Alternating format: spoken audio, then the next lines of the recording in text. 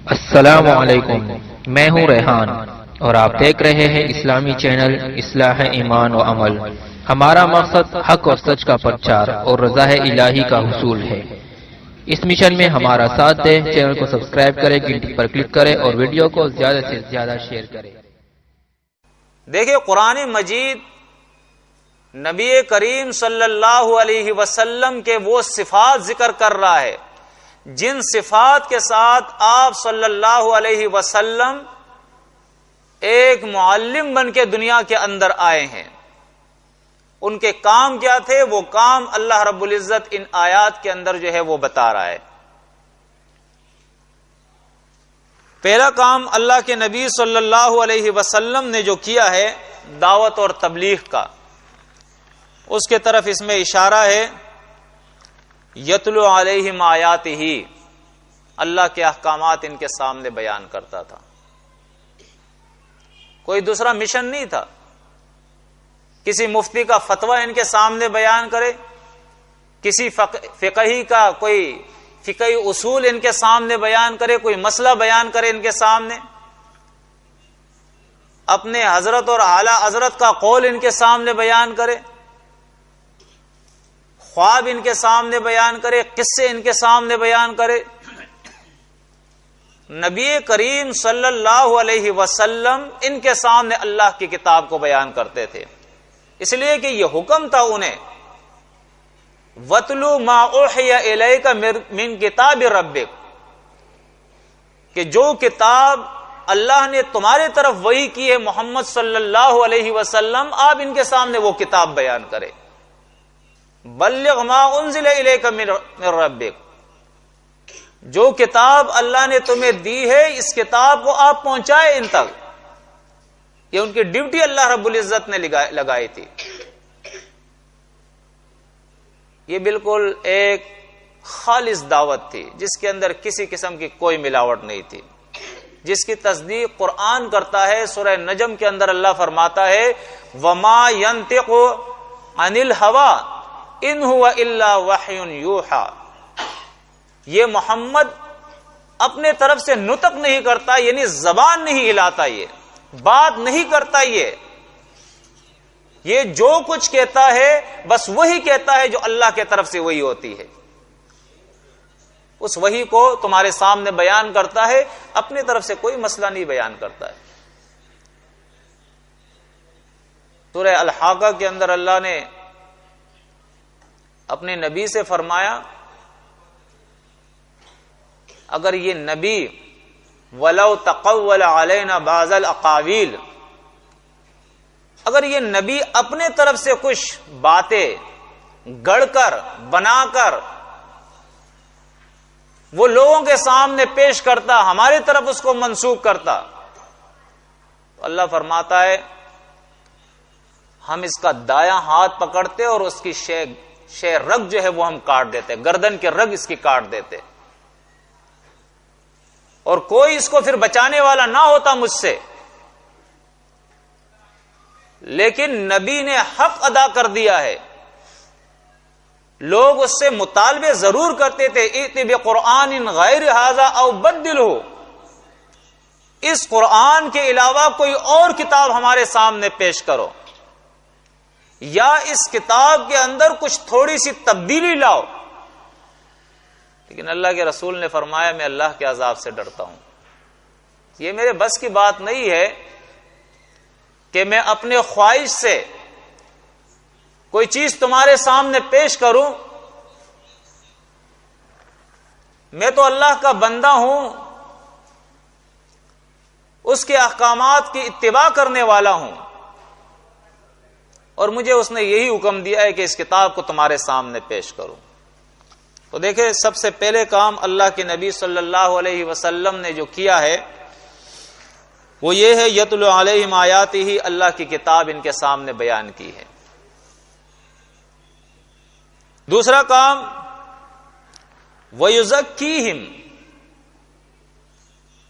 ان کا تزکیہ نفس کیا ہے۔ کتاب بیان کرنے کا ایک مقصد ہے، کتاب بیان کرنے کا یہ مقصد نہیں ہے کہ میں اسٹیج ممبر اور محراب کے اوپر بیٹھ جاؤں میں کرسی پہ بیٹھ جاؤں، اپنے سامنے لوگوں کو بٹھاؤں، آیتیں پیش کروں اور اس کے بعد اپنا علم جو ہے جاڑتا رہوں لوگوں کے اوپر، یہ تو بے وقوف آدمی کا کام ہے، اپنا بھی وقت ضائع کرنا، لوگوں کا بھی وقت ضائع کرنا۔ کتاب بیان کرنے کا ایک مقصد ہے، اور وہ مقصد جو ہے وہ تزکیہ ہے، قرآن بیان کرتا ہے، کسی سے ووٹ لینا نہیں، کسی سے نوٹ لینا نہیں، اس لیے کہ جو بھی نبی قوم میں آتا تھا وہ نبی لوگوں پہ یہ بات واضح کر دیتا تھا، لا اسألکم علیہ اجر ان اجری الا علی رب العالمین،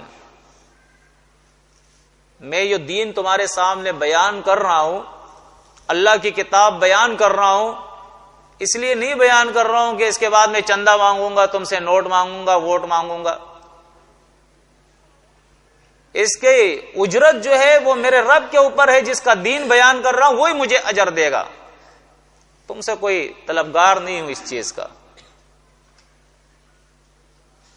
مقصود یہ نہیں تھا کہ وہ بیان کرنے والا لوگوں پہ اپنا علم جاڑے، عزت بنائے، رتبہ اور مرتبہ بنائے، کسی سے کچھ مانگے۔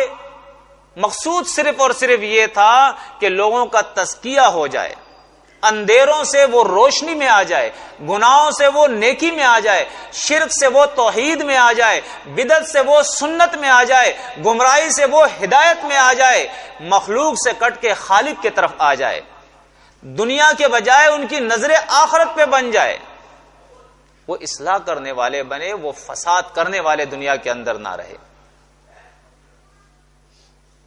تو دوسرا مقصد ان کا کیا تھا؟ لوگوں کو عمل کے لیے تیار کرنا۔ اس لیے آپ دیکھیں قرآن میں جہاں کہیں بھی اللہ نے جنت کی بشارت دی ہے، آمنوا وعملوا الصالحات، ایمان کے ساتھ نیک عمل کا ذکر اللہ رب العزت نے ضرور کیا ہے۔ جب تک یہ دونوں چیزیں ساتھ نہیں ہوگی اس وقت تک انسان جو ہے وہ جنت میں نہیں جا سکتا اور جہنم سے نہیں بچ سکتا۔ عقیدہ بھی صحیح اور عمل بھی صحیح۔ تو دوسرا کام کیا تھا؟ لوگوں کو عمل کے میدان میں اتارنا اور عمل کے لیے تیار کرنا۔ اس لیے آپ دیکھیں ان آیات کو سورہ بقرہ کے اندر، سورہ آل عمران کے اندر اور سورۃ الجمعہ کے اندر، جہاں بھی اللہ نے ان آیات کا ذکر کیا ہے، یا تو اللہ نے وہاں یہود کی تردید فرمائی، یا منافقین کی تردید فرمائی، یا پھر اللہ نے قتال کا مسئلہ وہاں ذکر کیا ہے۔ اللہ کے راہ میں لڑو، قتال کرو۔ تو دوسرا کام رسول کا تھا لوگوں کو عمل کے لیے تیار کرنا۔ وَيُعَلِّمُهُمُ الْكِتَابَ وَالْحِكْمَةَ، تیسرا کام یہ تھا نبی کا کہ صرف بیان نہیں کرتا تھا، وہ بیان کر کے وہ چلا گیا، بلکہ بیان کرنے کے ساتھ ساتھ اس کے مفہوم اور معنی کو وہ سمجھاتا تھا، اس کے مقصد کو وہ سمجھاتا تھا کہ اس پہ عمل کس طرح کرنا ہے، یہ اللہ کا حکم ہے، اس کی منشا کیا ہے۔ اس لیے قرآن جب دین کا ذکر کرتا ہے تو اللہ فرماتا ہے الیوم اکملت لکم دینکم، آج ہم نے اپنا دین تمہارے لیے کمپلیٹ کر دیا ہے۔ اب اس کے لیے کسی مفسر، کسی محدث، کسی فقہی، کسی علامہ، کسی مفکر، کسی ادیب، کسی دانشور، ان کی ضرورت نہیں ہے۔ اللہ کی کتاب اور اس کے رسول کے ہدایات اور اس کی سنتوں کے ساتھ یہ دین مکمل ہو گیا ہے۔ اطیعوا اللہ واطیعوا الرسول، اللہ اور اس کے رسول کی اطاعت کرو۔ دیکھیں قرآن نے جو ہدایت کے منبع بتائے ہیں وہ 3 بتائے ہیں۔ ایک ہدایت کا منبع جو سورہ نساء سے میں نے آیت پیش کی تھی، وہ فَإِنْ أَسْلَمُوا فَقَدْ اهْتَدَوْا، اللہ کی جو اطاعت کرے گا وہ ہدایت پائے گا۔ دوسری آیت میں نے پیش کی تھی وَإِن تُطِيعُوهُ تَهْتَدُوا، جو رسول کی اطاعت کرے گا وہ ہدایت پالے گا. فَإِنْ آمَنُوا بِمِثْلِ مَا آمَنْتُمْ بِهِ فَقَدِ اهْتَدَوْا، جو صحابہ کی اطاعت کرے گا، صحابہ کے طریقے پہ عمل کرے گا، وہ ہدایت پالے گا. آج ایسے بھی لوگ ہیں جو صحابہ کے طریقے کو نہیں مانتے ہیں.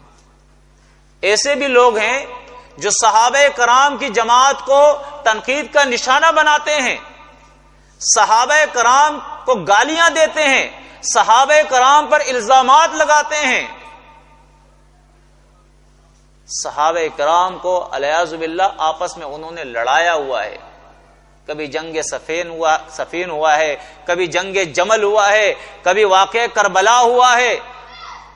اقتدار کی جنگ تھی ان کے درمیان علیہ باللہ ثم علیہ باللہ. کوئی ایک صحابی کو برا بلا کہتا ہے، کوئی دوسرے صحابی کو برا بلا کہتا ہے، اور قرآن کہتا ہے کہ یہ وہ ہے رضی اللہ عنہم جن سے اللہ راضی ہے، جن کی صفات قرآن بیان کرتا ہے. محمد الرسول اللہ والذین معہ اشداء علی الکفار رحماء بینہم تراہم رکعا سجدا یبتغون فضلا من ربی فضلا من اللہ ورضوانا، کہ یہ صحابہ اور محمد صلی اللہ علیہ وسلم یہ ایسے ہیں اشداء علی الکفار رحماء بینہم، جو کافروں کے مقابلے میں بڑے سخت ہیں اور آپس کے اندر تو یہ بڑے رحم دل اور محبت کرنے والے لوگ ہیں. کیونکہ قرآن نے جو تعلیم انہیں دی تھی وہ تعلیم ایسی تھی، ان اللہ یحب الذین یقاتلون فی سبیلہ صفا کانہم بنیان مرصوص. اللہ ایسے لوگوں کو پسند کرتا ہے جو اللہ کے راہ کے اندر لڑتے ہیں، اور لڑتے بھی ایسے ہیں بنیان مرصوص، ایک ایسی عمارت جس کو سیسا پلایا گیا ہو. مرصوص اصل میں رسن جو ہے اس کے معنی عربی کے اندر ہوتے ہیں کہ کسی